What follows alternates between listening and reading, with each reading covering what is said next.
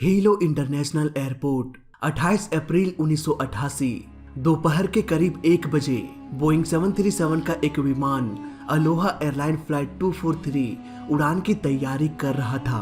रात से करीब अब तक ये 3 बार टेक ऑफ और लैंडिंग कर चुका था, इसलिए फर्स्ट टेक ऑफ के पहले ही प्लेन का इंस्पेक्शन किया जा चुका था और चौथे उड़ान में इस प्रोसेस को स्किप कर दिया गया। उधर 85 पैसेंजर्स के साथ 6 क्रू मेंबर्स भी सवार हो चुके थे। 1:25 में फ्लाइट 243 हीलो एयरपोर्ट से उड़ान भरा। इसे काहुलुई आइलैंड को क्रॉस करते हुए होनोलुलु एयरपोर्ट जाना था। प्लेन को बहुत एक्सपीरियंस कैप्टन रॉबर्ट उड़ा रहे थे। इनके पास 8500 फ्लाइट आवर का एक्सपीरियंस था। वहीं फर्स्ट ऑफिसर टॉमकिंस भी काफी एक्सपीरियंस थे। इनके पास भी करीब 8000 फ्लाइट आवर का एक्सपीरियंस था। करीब 20 मिनट बाद प्लेन 25,000 फीट के एल्टीट्यूड में पहुंच गया। साफ मौसम, समुद्र के बीचों बीच काहुलुई आइलैंड का नजारा देखने लायक था।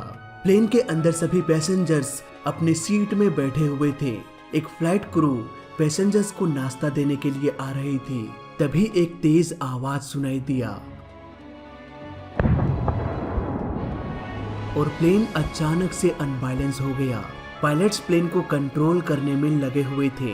तभी पायलट्स को लगा जैसे उन्हें पीछे कोई खींच रहा हो। फर्स्ट ऑफिसर ने पीछे मुड़ के देखा तो उन्हें अपने आंखों पर विश्वास नहीं हुआ। कॉकपिट का दरवाजा टूट के अलग हो चुका था। बहुत सारे डेब्रिस कैबिन में उड़ने लगा। कॉकपिट में रखे बहुत सारे पेपर्स, डॉक्यूमेंट्स हवा में उड़ते हुए प्लेन से बाहर निकलने लगा। दोनों पायलट्स पीछे टूटे हुए छत से नीले आसमान को भी देख सकते थे। इस धमाके के साथ ही एक्सप्लोसिव डीकम्प्रेशन हुआ, यानी कि अचानक से प्लेन के अंदर सारी हवा बाहर निकल गई। प्लेन धरती से 25,000 फीट ऊपर उड़ रहा था। इस एल्टीट्यूड में एयर बेहद पतली होती है। इतनी पतली की खुली हवा में सांस भी नहीं लिया जा सकता, इसलिए प्लेन के अंदर एयर प्रेशर को मेंटेन किया जाता है। लेकिन अलोहा एयरलाइन का छत उखड़ जाने के कारण वो सारी एयर बाहर चली गई, जिसमें अब तक पैसेंजर सांस ले रहे थे। प्लेन्स में ऑक्सीजन सिलेंडर भी होता है जो डीकम्प्रेशन के दौरान ऑटोमेटिकली ड्रॉप हो जाता है, पर अफसोस ऐसा सभी के लिए नहीं था, क्योंकि ये ऑक्सीजन सिलेंडर लगेज के पीछे इंस्टॉल होता है और अलोहा एयरलाइन में वही हिस्सा टूट के अलग हो चुका था, यानी कि टूटे हुए भाग के नीचे बैठे लोग एक एक सांस के लिए तड़प रहे थे। तेज हवाएं प्लेन के बॉडी से टकरा रही थी, जिससे प्लेन का छत धीरे धीरे और भी डैमेज हो रहा था। देखते ही देखते 18 से 19 फीट छत गायब हो गया, लेकिन फिर भी इसका निचला भाग दोनों हिस्सों को जोड़े रखा था। इसी हिस्से में प्लेन के सारे सीट्स को अटैच किया गया था और इसी के सीट बेल्ट के जरिए सारे पैसेंजर्स भी अपने सीट से बंधे हुए थे। जिस समय ये डीकम्प्रेशन हुआ तब सारे पैसेंजर्स ने अपने सीट बेल्ट को लगा के रखा था।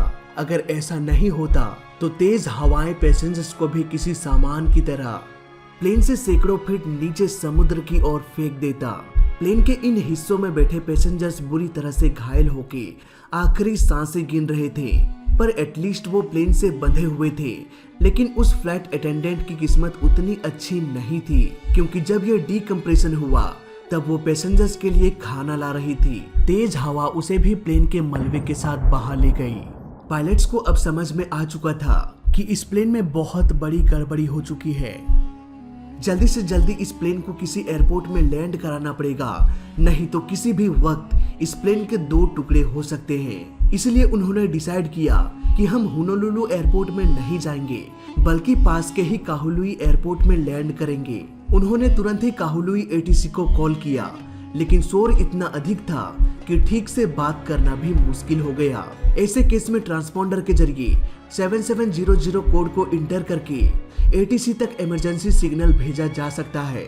अब एटीसी को भी समझ में आ चुका था कि अलोहा पर बहुत बड़ी मुसीबत आ चुकी है। तुरंत ही रनवे को खाली कर दिया गया, एम्बुलेंस को कॉल किया गया, वहीं फायर ट्रक का भी इंतजाम कर लिया गया। डीकम्प्रेशन के करीब 7 मिनट बाद प्लेन 10,000 फीट के एल्टीट्यूड में आ गया और इतने एल्टीट्यूड में एयर प्रेशर सामान्य सांस लेने लायक हो जाती है, जो पैसेंजर्स के लिए जीने की आखिरी उम्मीद थी। पायलट्स को यहाँ ये भी ध्यान देना था कि रेट ऑफ डिसेंट यानी कि प्लेन की स्पीड जितना कम हो सके उतना कम रखा जाए ताकि एयर फ्रिक्शन की वजह से डैमेज कम से कम हो। एक एक्सपीरियंस पायलट में भी यही पहचान होती है कि वो हमेशा धैर्य और अपने सूझबूझ से ही काम लेते हैं, चाहे सिचुएशन कितना भी गंभीर क्यों ना हो जाए। दोनों ही पायलट्स बेहतरीन काम कर रहे थे। धीरे धीरे प्लेन एयरपोर्ट के और नजदीक आता गया, लेकिन तभी प्लेन का एक इंजन फेल हो गया। पर ये वक्त इंजन को देखना नहीं था, बल्कि प्लेन को सुरक्षित लैंड कराने का था। प्लेन का लैंडिंग गियर परफेक्टली डाउन हो गया।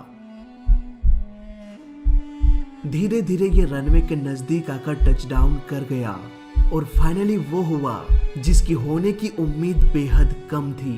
तुरंत ही रेस्क्यू टीम ने घायलों को ट्रीटमेंट के लिए भेज दिया।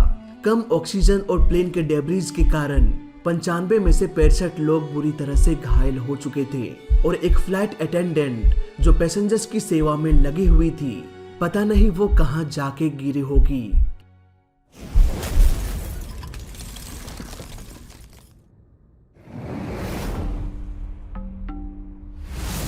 दोस्तों, कुछ केस ऐसे होते हैं जिसे सॉल्व करने में सालों लग जाता है, क्योंकि उन कहानियों को बताने के लिए कोई जीवित ही नहीं बच पाता। लेकिन अलोहा के केस में ऐसा नहीं था। पूरी कहानी सुनने के बाद किसी भी सबूत की जरूरत नहीं थी कि ये स्ट्रक्चरल फेलियर है या नहीं। कुछ दिनों के छानबीन के बाद फाइनल रिपोर्ट भी आ गया। तो आइए जानते हैं इन्वेस्टिगेशन की रिपोर्ट के आधार पर अलोहा एयरलाइन के साथ क्या हुआ था। दोस्तों, अलोहा एयरलाइन छोटे छोटे डिस्टेंस में फ्लाई करता था और हर दिन 4 से 5 बार टेक ऑफ और लैंडिंग करता था। ग्राउंड का टेम्परेचर लगभग 30 डिग्री होता है, लेकिन 30,000 फीट के एल्टीट्यूड पर टेम्परेचर -45 डिग्री तक चला जाता है। इट मीन्स एक प्लेन को टेक ऑफ और लैंडिंग करने में 75 से 80 डिग्री सेल्सियस के टेम्परेचर डिफरेंस को झेलना पड़ता है। इतना ही नहीं, हाई एल्टीट्यूड पर एयर प्रेशर भी बेहद कम होता है, जिसकी वजह से प्लेन के अंदर की हवा बाहर फैलने की कोशिश करती है। ठीक वैसे ही जैसे कि एक बलून में भरा गैस बाहर निकलने के चक्कर में फैलता जाता है। हर रोज 4 से 5 बार प्लेन के मेटल बॉडी को ये सब कुछ झेलना पड़ता है। हालांकि इसका साइड इफेक्ट तुरंत नहीं दिखाई देता, लेकिन एक लंबे समय के बाद प्लेन का स्ट्रक्चर कमजोर होता जाता है। पर ऐसा भी नहीं था कि ये सिर्फ अलोहा के साथ ही हो रहा था। ये सारे प्रॉब्लम सभी प्लेन्स को झेलना पड़ता है और इसका असर 15 से 20 सालों के अंदर देखा जा सकता है, अगर ठीक से मेंटेनेंस ना किया जाए। एग्जाम्पल में चाइना एयरलाइन फ्लाइट 611 की ही बात कर लेते हैं।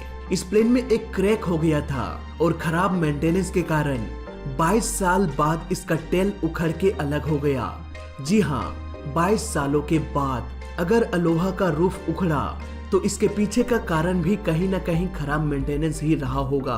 पर अफसोस इन्वेस्टिगेशन का फोकस इस पर नहीं था, क्योंकि जरूरत ही नहीं थी। इस केस से साफ साफ पता चल रहा था कि खराब मेंटेनेंस के कारण ही ऐसा हो सकता है। इसलिए बोइंग 737 के मेंटेनेंस मैनुअल को अपडेट किया गया। दोस्तों, ये बात बहुत कम लोग जानते हैं कि प्लेन क्रैश का इन्वेस्टिगेशन डिटेल्स में तभी होता है जब लोगों की जान चली जाती है। अलोहा एयरलाइन में सिर्फ एक फ्लाइट क्रू की मौत हुई थी, बाकी बचे लोग खुशी मना रहे थे कि हमारी जान तो बच गई। ये पूछने वाला कोई भी नहीं था कि इसके पीछे का कारण क्या था, आखिर ऐसा कैसे हो गया। फाइनली इस केस को बंद कर दिया गया और गवर्नमेंट का पैसा भी बच गया।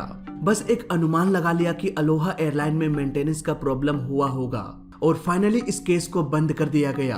प्लेन का रूफ उखड़ने के बाद इंजन ने टूटे मेटल पार्ट्स को सक कर लिया, इसीलिए लैंडिंग के दौरान इंजन भी फेल हो गया था। प्लेन के लगभग सारे इलेक्ट्रिक सिस्टम, हाइड्रोलिक सिस्टम, जो कि बेहद जरूरी होता है एक प्लेन को कंट्रोल करने के लिए, ये सब कुछ प्लेन के नीचे से होकर गुजरता है और शायद इसीलिए प्लेन का रूफ उखड़ने के बावजूद भी इलेक्ट्रिक और हाइड्रोलिक फेलियर नहीं हुआ था। इस घटना ने यह साबित कर दिया कि प्लेन का स्ट्रक्चर बेहद मजबूत होता है। वहीं इसके पायलट ने बेहतरीन काम किया और एविएशन उन्हें कभी भूला नहीं पाएगा। दोस्तों, प्लेन के टेक ऑफ से पहले अच्छे से प्लेन का इंस्पेक्शन किया जाता है। इसमें जनरली प्लेन के चारों ओर घूम के ये देखा जाता है कि प्लेन के मेटल बॉडी में कहीं कोई कमजोरी तो नहीं, कोई क्रैक तो नहीं, कहीं जंग तो नहीं लगा। इसके बाद प्लेन 3 बार टेक ऑफ करे या 4 बार टेक ऑफ करे, कोई फर्क नहीं पड़ता, फिर से इसका इंस्पेक्शन नहीं किया जाता। नॉर्मली हर टेक ऑफ के बाद इसका इंस्पेक्शन नहीं किया जाता। 28 अप्रैल को जब अलोहा पहली बार उड़ान भरा तब ठीक से सुबह भी नहीं हुई थी। रात के अंधेरे में प्लेन का इंस्पेक्शन किया गया। अगर इस इंस्पेक्शन को दिन के उजाले में भी किया जाता तो हो सकता था प्लेन में वो क्रैक दिखाई दे जाती और ये हादसा होने से टल जाता। तो फिलहाल इस वीडियो में अभी तक के लिए बस इतना ही। वीडियो अच्छा लगा तो लाइक कर देना, बुरा लगा तो डिसलाइक कर देना और दोनों ही केस में चैनल को सब्सक्राइब कर देना, क्योंकि इस चैनल में सीखने के लिए बहुत कुछ है। तो मैं मिलता हूँ आपसे अगली वीडियो में, तब तक के लिए देखते रहिए और सीखते रहिए। जय हिंद, वंदे मातरम।